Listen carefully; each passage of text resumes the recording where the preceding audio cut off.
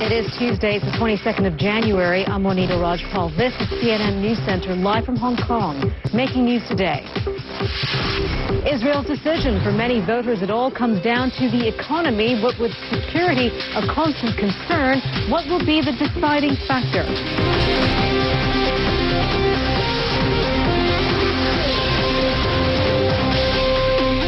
It is a vote in which there are many issues at stake: peace in the Middle East, tension over Iran's nuclear future, but it is the economy that's dominating the election in Israel. Prime Minister Benjamin Netanyahu is expected to top the poll, possibly with some new, more hardline coalition partners. The poll marks the end of a long 3 months of campaigning marked by a conflict between Israel and Hamas. The horse trading, if you will. And for more on that, CNN's Atika Schubert joins us now from Jerusalem. And Atika, let's first begin with what is considered issue number one in this election for the electorate, and that is the economy.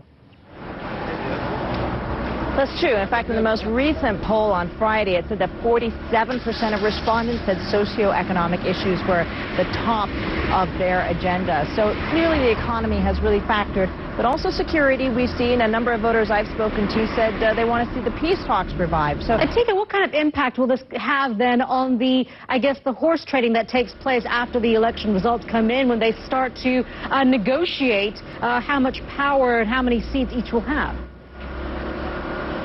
Yeah, I mean, let's not forget that the whole reason this election was called early was because they couldn't pass a budget. So Netanyahu said, let's call early elections and to try and consolidate the kind of mean that the polls may be a little bit off, in fact.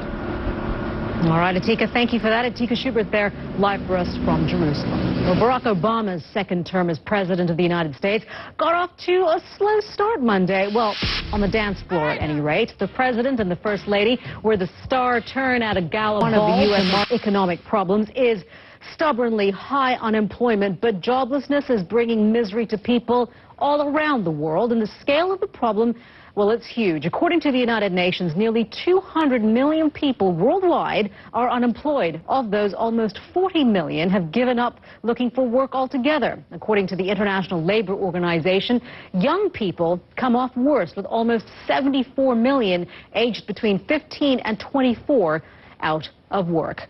Well, cold climate, hot topics. It is the opening day at the World Economic Forum in the Swiss resort town of Davos, and that's where finance ministers, policymakers, and the business elite are preparing to meet. And they have certainly got their work cut out for them. Apparently, there's more pessimism around the world than there was a year ago. Meanwhile, Japan's new government is betting on some deft monetary policy moves to jolt that country out of 2 decades of economic stagnation. Japan's central bank says it will take its cue from the Federal Reserve, where a British woman has been sentenced to death for smuggling drugs into Bali. British media has identified her as 56-year-old Lindsay Sandford. A Canadian citizen has opened fire in a court building in the Philippines, killing 2 people and injuring himself and another. Police say the gunman was facing a criminal case when he shot the complainant, who was believed to be a doctor, and the complainant's wife.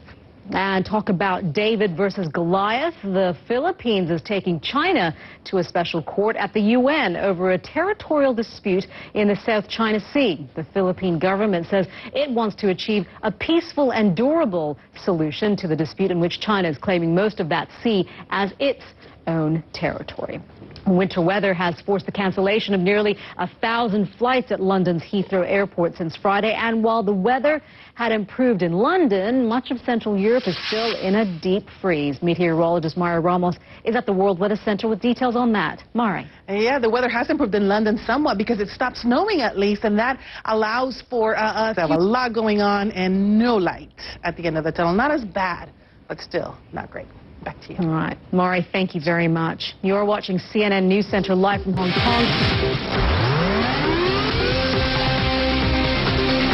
You're watching CNN News Center live from Hong Kong. I'm Monita Rajpal. A lawyer for one of the 5 men on trial in New Delhi for rape and murder is asking for the case to be moved outside the city. The defense lawyer wants the trial transferred to ensure a fair hearing because emotions in the capital have become so inflamed. As the trial proceeds in New Delhi, police in eastern India are investigating allegations of a new gang rape over the weekend. 6 men are accused of attacking a 25-year-old woman on her way home from visiting her brother in hospital. Hugo Chavez is awake, joking, and doing his job. That's according to Venezuela's foreign minister, who says he visited the president on Monday. Elias Hawa said he saw Mr. Chavez in Cuba, where he's recovering from the latest bout of cancer surgery. Hawa tweeted that Chavez was making decisions about an upcoming regional summit. The president has not appeared in public or on television since his last operation more than a month ago. Russia is sending 2 planes to Lebanon to evacuate more than 100 of its citizens who have fled the conflict in Syria. Scenes like these have prompted the move. Could it be the clearest sign yet that Moscow may from the Russian capital? With more on that. So what can we read into this evacuation, Phil? Well, Monita, it is clearly a sign that the situation on the ground in Syria is continuing to deteriorate. But all the Russian officials... Phil, thank you. Phil Black there in Moscow. A suicide car bomb has exploded in the central Syrian town of Salamiya. Opposition activists say at least 30 fighters loyal to President Bashar al-Assad were killed, along with civilians. Meanwhile, in northern Syria, a group of rebels is fighting for what they say is the last position held by government forces. Ivan Watson has this exclusive look at how they are closing in on their ultimate goal. Here in the north, rebels call it the final battle. You're watching CNN News Center live from Hong Kong. He's perhaps the most famous serving soldier in the world, Britain's Prince Harry, or Captain Wales to his comrades. He talks candidly about the media's scrutiny of his military mission. That's just ahead, right here on CNN.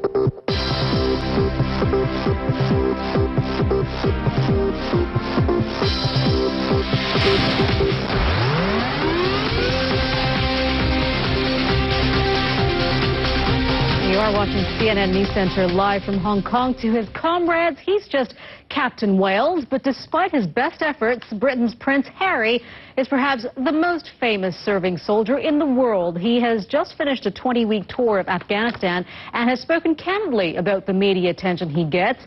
As Max Foster found, when the alarm sounds, though, he is soldier first and royal second.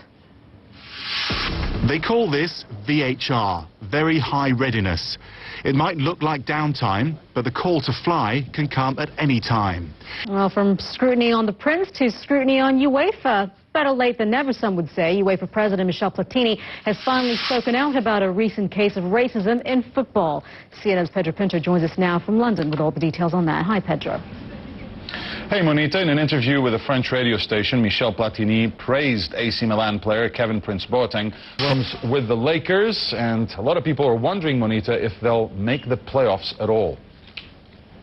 Yeah, a lot of work needs to be done there. I want to ask you a quick question, though, Pedro. Did you notice anything different at the inauguration ball yesterday in Washington? Anything at all?